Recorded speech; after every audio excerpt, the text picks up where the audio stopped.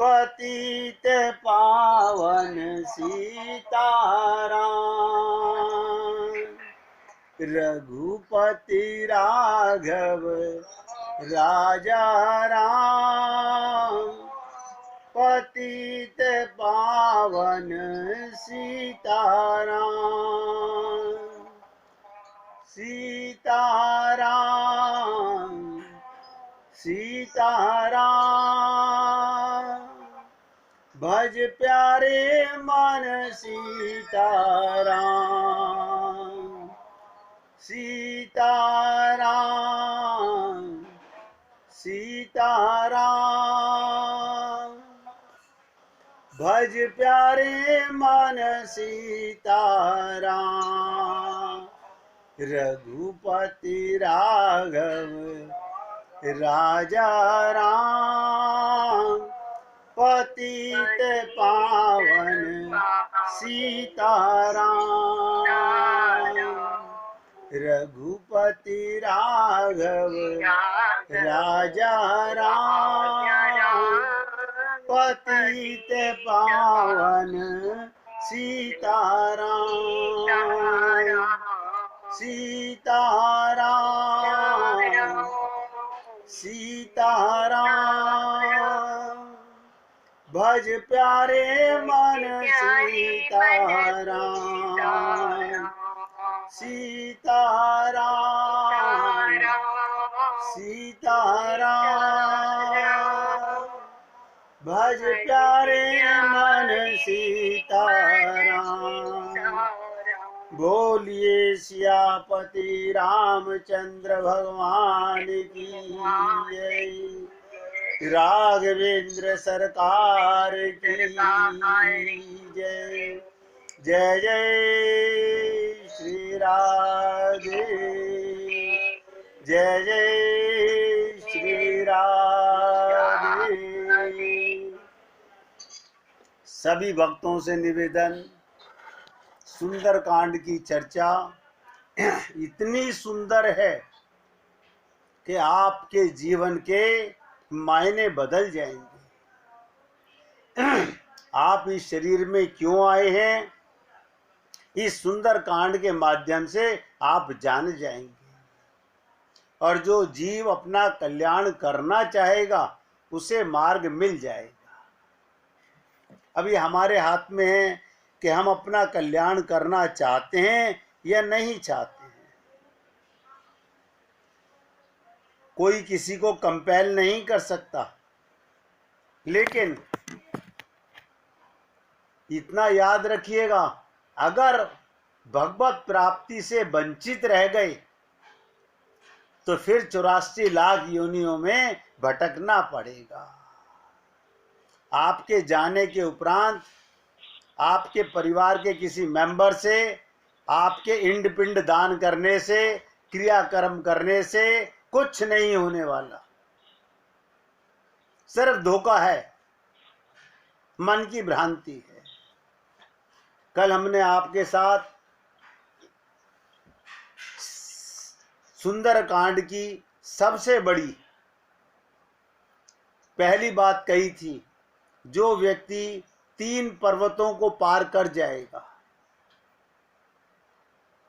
अगर आप लोगों को याद रहा हो कि अंगद जी ने क्यों मना किया था, क्या कारण था अंगद जी का मना करने का, कि मैं चला तो जाऊंगा लेकिन वापस आने में मुझे थोड़ा सा डाउट है।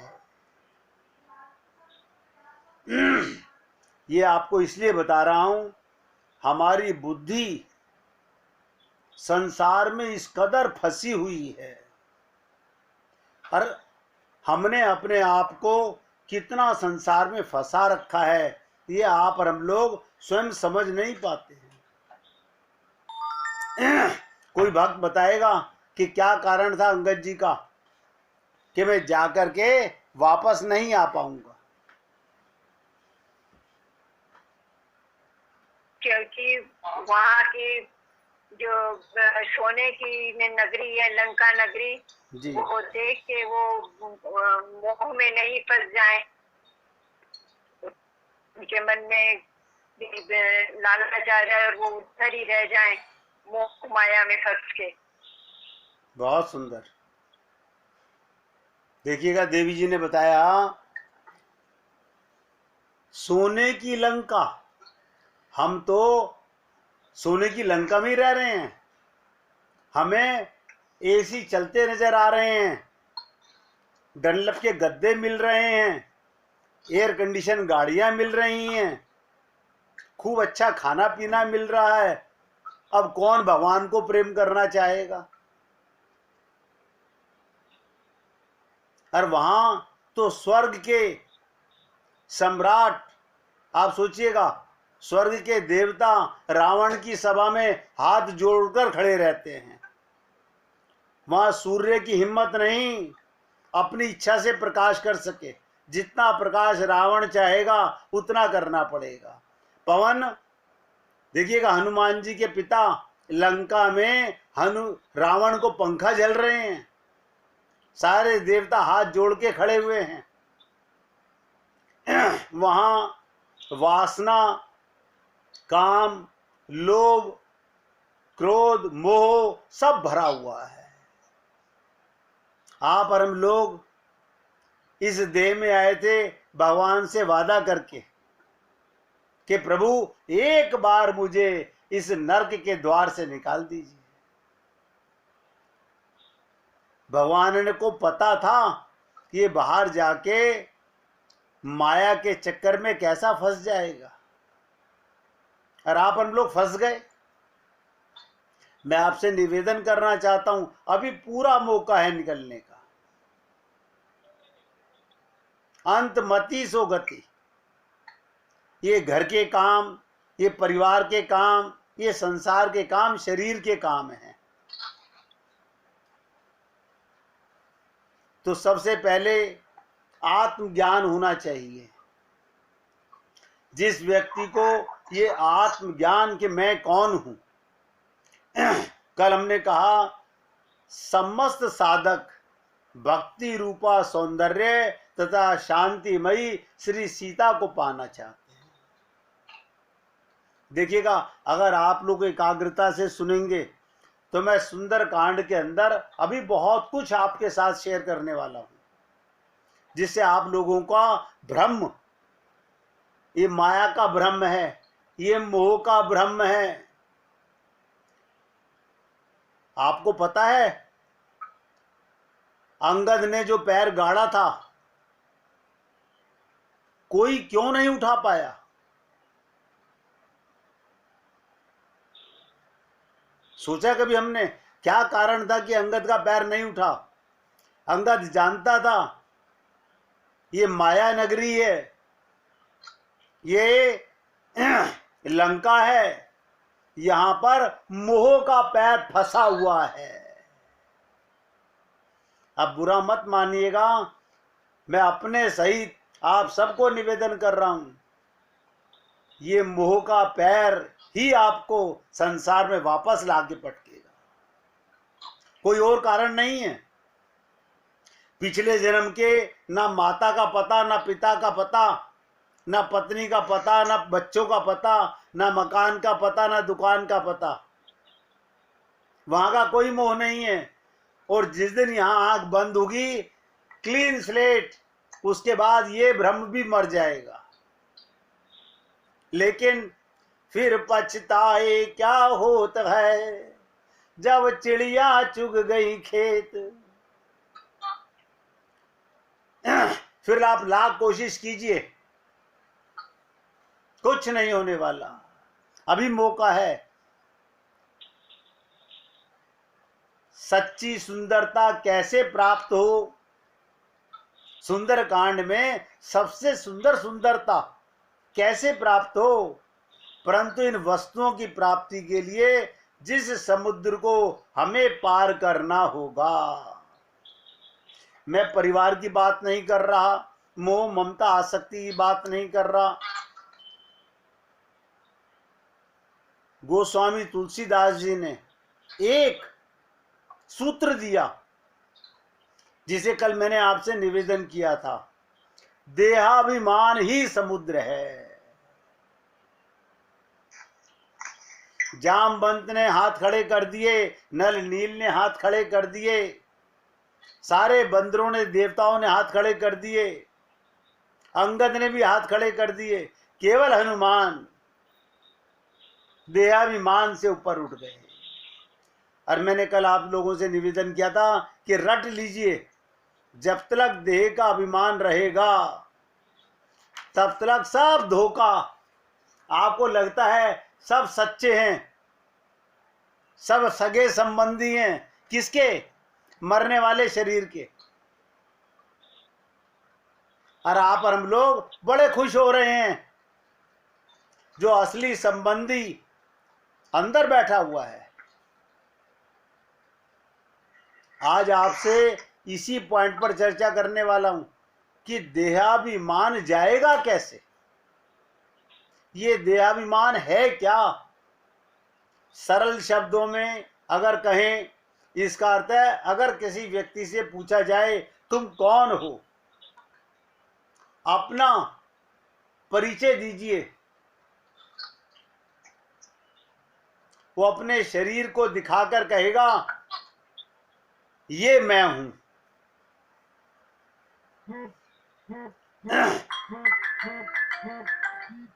आपसे अनंत बार गीता के माध्यम से, भागवत के माध्यम से, रामायण के माध्यम से बताया गया आप आत्मा हैं, लेकिन फिर भी कुचक्र में फंस गए। माँ बाप ने हमारे शरीर का नामकरण कर दिया, वही काल चक्र हमें घिरे हुए है। ये भ्रम नहीं मर रहा। थ्योरेटिकल ज्ञान तो बहुत लोगों को हो जाता है, लेकिन प्रैक्टिकल नहीं हो पाता। प्रैक्टिकल ज्ञान कैसे होगा? अगर कोई आपके शरीर को बुरा कहे, अपमान करे, भरी सभा में आपको बुरा ना लगे, तब समझिए कि देह का अभिमान चला गया। श्रीमद् भागवत महापुराण में 12वें स्कंद के अंदर एक कथा आती है ब्राह्मण देवता की।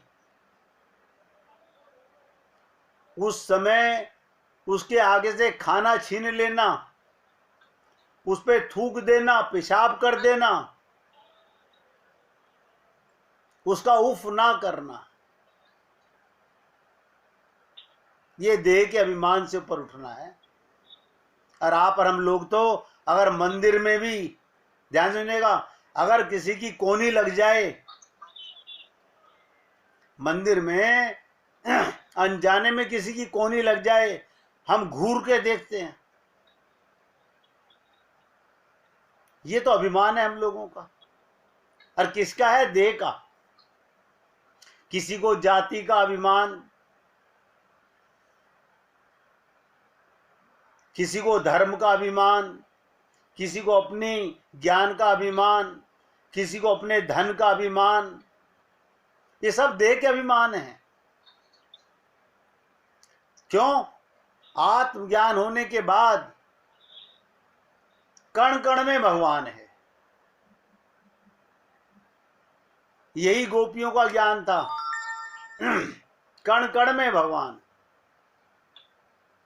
एक तपस्वी महात्मा अपने शिष्यों से बार बार कहता था, कण कण में भगवान है, कण कण में भगवान है।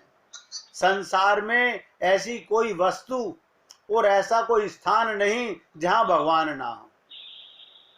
आप बताइएगा, हम जहां बैठे हैं यहां भगवान नहीं? कितने भक्त लोग यहां विराजमान हैं, सब में मेरे नारायण विराजमान है।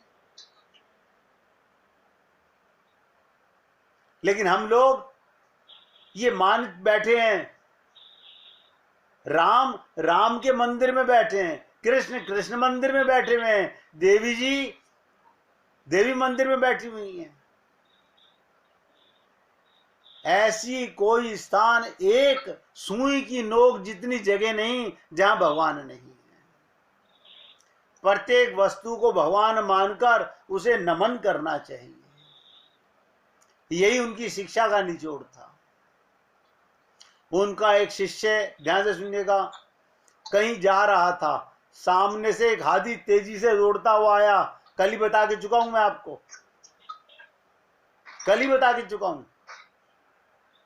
सामने से एक हाथी तेजी से दौड़ता हुआ आया। महावत लगातार चिल्ला रहा है, हट जाओ हट जाओ, हाथी पागल हो गया है। शिष्य को गुरु का कथन याद आया, वो वहीं खड़ा रहा, ये सोचकर मेरी तरफ हाथी में भी तो भगवान आ रहा है।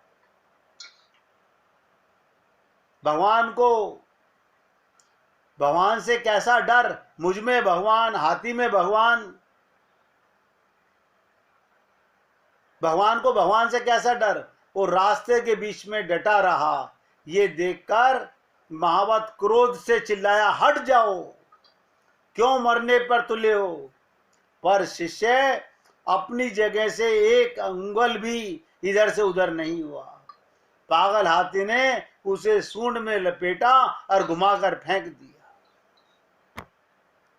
बेचारा घायल शिष्य वहीं पड़ा कराहता रहा, पर उसे अधिक पीड़ा इस बात की थी कि भगवान ने भगवान को मारा। ध्यान से सुनिएगा। उसके सहपाठी उसे उठाकर आश्रम में ले गए। उसने गुरु से कहा, आप तो कहते हो प्रत्येक वस्तु में भगवान है, देखो हाथी ने मेरी कैसी दुर्गति की। तो गुरु की बातों को एकाग्रचित होकर नहीं सुनते, बुद्धि से सुनते हैं। ये उसकी बुद्धि का डिसीजन था। गुरु ने फिर कहा, गुरु ने कहा, ये सत्य है, प्रत्येक वस्तु में भगवान है, निश्चय ही हाथी में भी भगवान का वास है। परंतु महावत जो चिल्ला रहा था, हट जाओ हट जाओ, क्या उसमें भगवान नहीं था।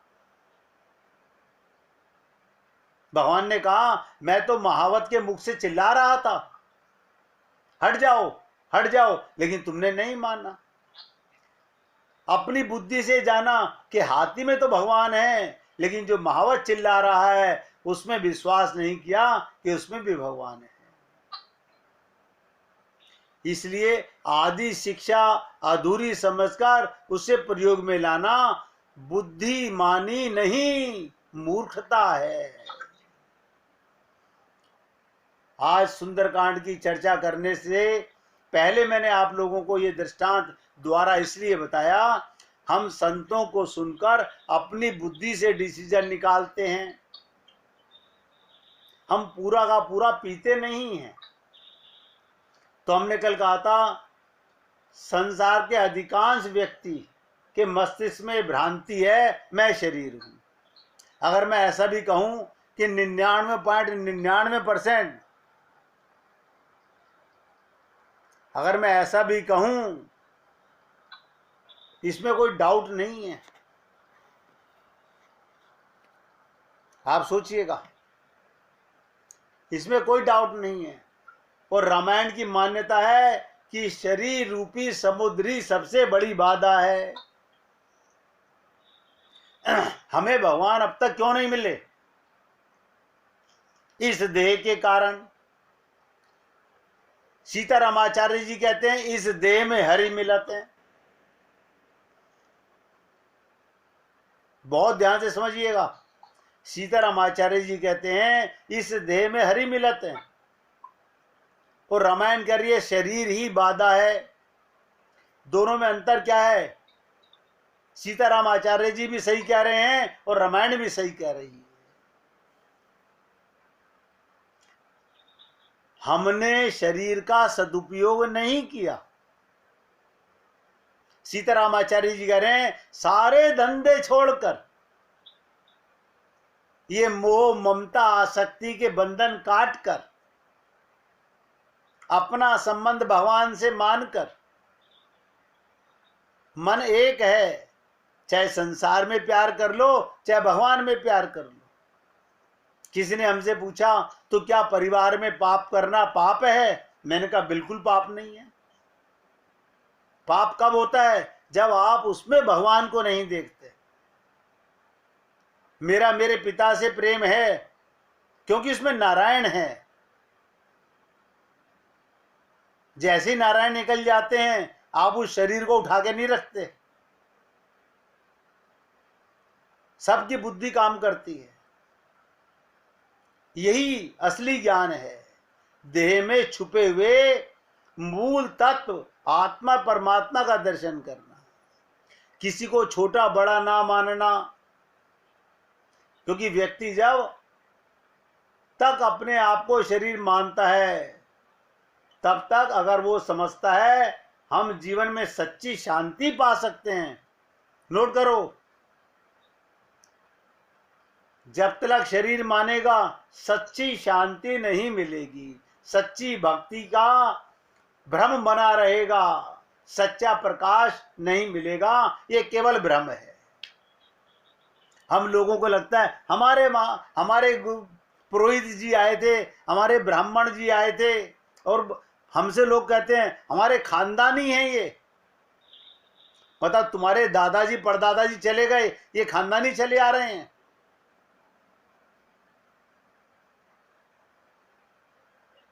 हम कभी समझते ही नहीं कि हमको किस ब्रह्मजाल में फंसाया जा रहा है। इसलिए फिर आपसे निवेदन करते रहा हूं, इनको प्राप्त करने के लिए सबसे पहले व्यक्ति को देहाभिमान से ऊपर उठना होगा। और देहाभिमान से ऊपर उठने की कसौटी सुनिएगा। मैंने कहा सब में भगवान को देखो। ये जो आप और हम लोगों ने ना, ये जो रिश्ते, ये मुझे बहुत प्यारा है, ये मुझे बहुत प्यारा है, यानी भगवान में भी प्यारा और कम प्यारा होता है। मैं ये कहूँ मुझे राम तो प्यारा है लेकिन मुझे विष्णु कम प्यारा है, कृष्ण ज्यादा प्यारा है। ये हमारी बुद्धि का अंतर है। भगवान तो भगवान है। जब सब में भगवान है तो गोपियों से शिक्षा लो, जित देखूं तित श्याम मई है। हनुमान जी छलांग लगाकर समुद्र के ऊपर से चले जाते हैं। इसका अभिप्राय व्यक्ति जब तक देह के अभिमान से ऊपर नहीं चलता तब तक शांति स्वरूपा, शक्ति स्वरूपा, भक्ति स्वरूपा, जगत जननी, जनक जननी, देखिएगा श्री सीता के समक्ष या निकट पहुंचने में ये जीव सदा से असमर्थ है। हमने डिग्रियां बहुत हासिल की, बहुत पैसा कमाया। मैं बहुत से, देखिएगा हमारे भाई साहब बैठे हैं सामने, ये नरेंद्र जी हमको बार बार टोकते थे कि कब तक पैसा कमाओगे। हमें एक दिन ज्ञान हो गया कि माया महाठगनी हम जानी। और ये सच्चाई है, जीवन का अनुभव है। जब तक हम पैसे के पीछे भागते थे तो पैसा हमसे आगे भागता था। फिर हमारी परीक्षा होने लगी, हम पैसे को छोड़ के भागने लगे, पैसा हमारे पीछे भागने लगा। ये माया ठगनी है भाई। और मैं आप लोगों से निवेदन कर रहा हूं, समुद्र के ऊपर चढ़ करके जो छलांग है, ये देह के अभिमान से ऊपर जब तक व्यक्ति नहीं चला जाता, जब तक ये सीता का समक्ष नहीं पहुंच सकता, भगवान की प्राप्ति तो बहुत दूर की बात है। पहले शक्ति के पास जाओ, फिर शक्तिमान मिलता है।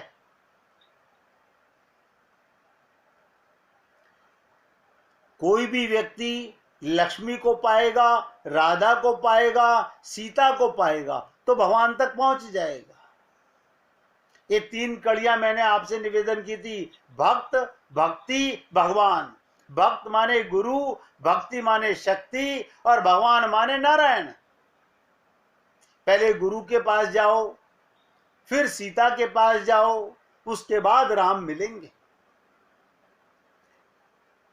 व्यक्ति के समक्ष सबसे बड़ी समस्या ये है, एक ओर तो दिखाई दे रहा है शरीर और दूसरी ओर उसका परिचय जीवात्मा के रूप में दिया गया है। अब व्यक्ति फंस गया, मैं क्या करूं? लोग तो मुझे शरीर से जानते हैं, लोग तो मुझे शरीर से जानते हैं। ये कौन लोग जानते हैं? जो अपने को शरीर मानते हैं वो हमें शरीर से जानते हैं। संत महात्मा सत्संग में हम लोगों को क्या बोलते हैं? हे पुण्य आत्माओं, मैं आपके सामने नतमस्तक होता हूं। क्यों बोलते हैं? वो हम सब में भगवान का दर्शन कर लेते हैं। हम नहीं कर पाते, हम अपने में नहीं कर पाते। संत महात्मा हम सब में दर्शन कर लेते हैं। शरीर और दूसरी उसका परिचय जीवात्मा के रूप में दिया गया, और इन दोनों में बड़ी भिन्नता। शरीर जड़ है, लिखो। आप कहोगे हाथ तो हिल रहा है, आंख की पलकें तो झपक रही हैं, कान तो सुन रहा है। बाबा आपके कारण, आत्मा के कारण सुन रहा है। आपको पता ही नहीं चल रहा। ये टॉर्च का सेल कब तक जलता है? जब तक उसमें बैटरी होती है। बैटरी निकलने के बाद कोई टॉर्च का सेल काम नहीं, वो बल्ब काम नहीं करता। जैसे आत्मा ने शरीर छोड़ा, यही आंख, यही कान, जिसे हम कहते हैं कितनी सुंदर आंख है, कितनी सुंदर नासिका, कितना सुंदर चेहरा है, हम उसे जला देते हैं। कहां गई सुंदरता? तो सुंदर क्या था? सुंदरता को तो हम जला नहीं सकते, सुंदर चीज तो निकल गई। बताइए, मैं आपका वो परिचय रामायण के माध्यम से बता रहा हूं जो आप हैं। शरीर जड़ है, विनाशी है, लिख लो, विनाशी है, और इसके साथ रोग लगा हुआ है। शरीर जड़ है, विनाशी है और रोगी है। यूं कह लीजिए, शरीर के साथ न जाने कितनी समस्याएं हैं। और दूसरी ओर जीव तत्व है, उसका परिचय रामचरितमानस में दिया गया। मैं तो एक चौपाई से पूरी रामायण के, ध्यान से सुनिएगा, एक चौपाई को अपने जीवन में उतार लो बस। ये रामचरितमानस की धुरी है। मैंने अनंत बार आप लोगों से निवेदन किया, ईश्वर अंश जीव अविनाशी, चेतन अमल सहज सुख राशि। यही हमारी असली पहचान है। अब बताइए, आपका अपना परिचय रामचरितमानस दे रही है, लेकिन हाँ हमें याद है। याद कब है?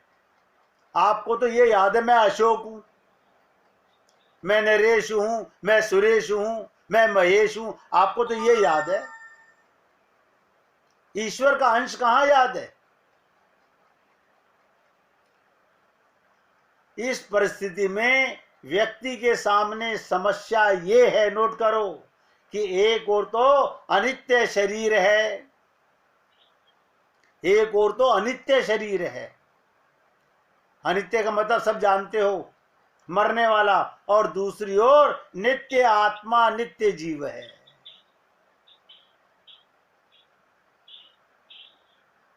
ये अंतर जिस दिन हमें समझ आ गया, अनित्य शरीर है, नित्य जीव है। और ध्यान से सुनिएगा, समझ आने का मतलब, आप मोह से ऊपर, ममता से ऊपर, देहाभिमान से ऊपर, क्यों? ये मरने वाला है, मैं अमर हूं, मैं कभी नहीं मरूंगा। हम तो यहां तक निवेदन करते हैं कि राम मरे तो मैं मरूं, वरना बरे मरे बलाए। मैं भगवान का अंश हूं, वो भी चेतन है, मैं भी चेतन हूं। गीता ने भी यही कहा। भगवान श्री कृष्ण कहते हैं, ममे वांशो जीव लोके, जीव भूत सनातन है। और यहां तक कहा गया, नैनम छिंदंती शस्त्राणि नैनम दहती पावका। लेकिन हम लोग ना राम की माने, ना कृष्ण की माने, ना किसी संत की माने। हमारी बुद्धि, हमारे परिवार के लोग जो कह रहे हैं वो मानते हैं। और ये याद रखिएगा, ये जो आपके संगी साथी हैं, परिवार के लोग हैं, ये सिर्फ मुसाफिर, खाने के मुसाफिर हैं। ट्रेन में सब सफर चढ़ गए हैं, जिसका टिकट खत्म वो उतर जाएगा प्लेटफार्म पे, कोई साथ नहीं देता। कहते हैं दूर से राह दिखाते हैं सभी, 2 कदम साथ कोई चलता नहीं। परमात्मा आया था साथ, परमात्मा रह रहा है साथ, परमात्मा जाएगा साथ। तो हमने आपसे निवेदन किया, सबसे बड़ी समस्या ये, एक और अनित्य शरीर और दूसरी ओर नित्य जीव, इन दोनों उसने एक मान लिया। लिखो, एक मान लिया। हमने अपने साथ शरीर को मैं मान लिया, अपने साथ भगवान को मैं नहीं माना। बस एक त्रुटि, एक गलती हमारे को नीचे गिराती चली गई। और जिस समय दोनों को एक मानकर व्यक्ति अपना परिचय देता है, तब उसकी दृष्टि मुख्यतः जीवात्मा की ना होकर शरीर की कहलाती है। मैंने देखा है, संत महात्मा गुरु लोग शिष्य को नाम दीक्षा देते हैं, बहुत अच्छी बात है, देनी चाहिए। लेकिन नाम दीक्षा के साथ साथ उसको ऐसा ज्ञान तो दो कि वो देहाभिमान से ऊपर उठ सके, उसे आत्मज्ञान हो सके, तभी तो आपकी शरणागति करेगा। जो अपने को शरीर मानेगा वो क्या खाक शरणागति करेगा?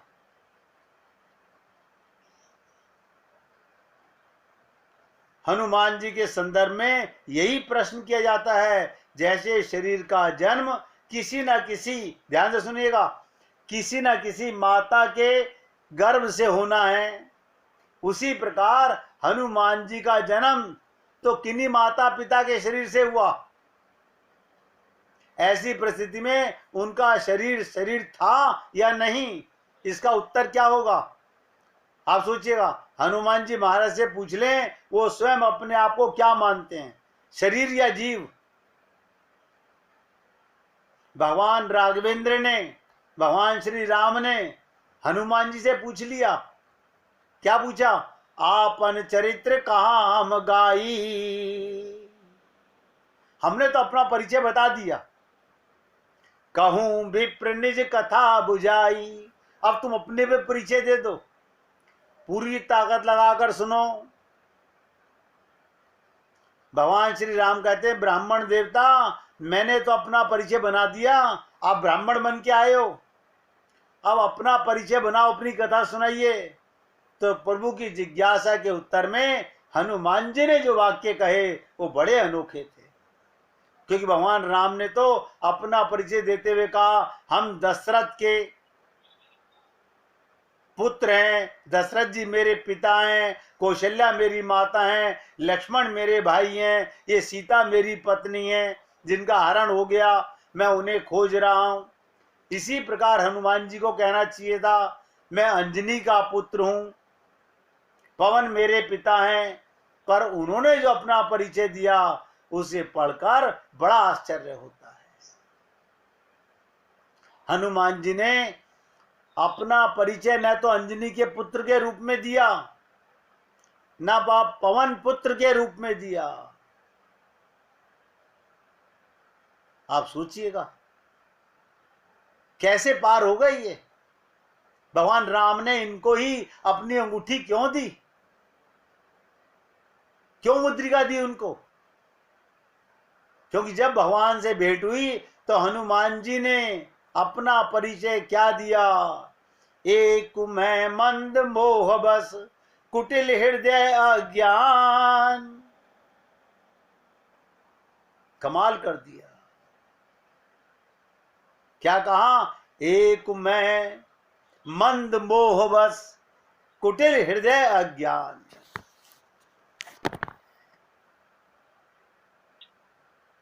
इसकी चर्चा करना चाहते हैं, एक बार कीर्तन की